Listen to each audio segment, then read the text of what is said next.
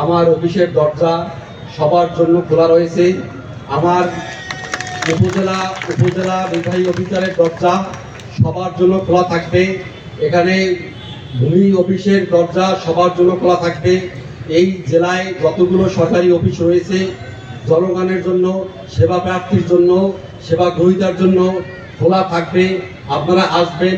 কোথাও কোনো ব্যতিক্রম হলে, কোথাও যদি আপনাদের সেবা পেতে বিঘ্নিত হয়, বাধাপ্রাপ্ত হন, কোনো অবৈধ টাকা পয়সা আপনাদের কাছে চায়, তাহলে আপনারা আমাকে জানাবেন।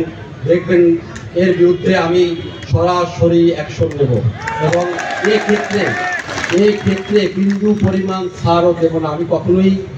আমি বলেছি যে দুর্নীতির বিরুদ্ধে আমার একেবারেই জিরো টলারেন্স, এবং এই জিরো টলারেন্স আমি এই পঞ্চগড় জেলায় প্রয়োগ করব এবং সরকারি যে সেবা রয়েছে সেই সেবা আপনাদের জন্য আমি নিশ্চিত করব।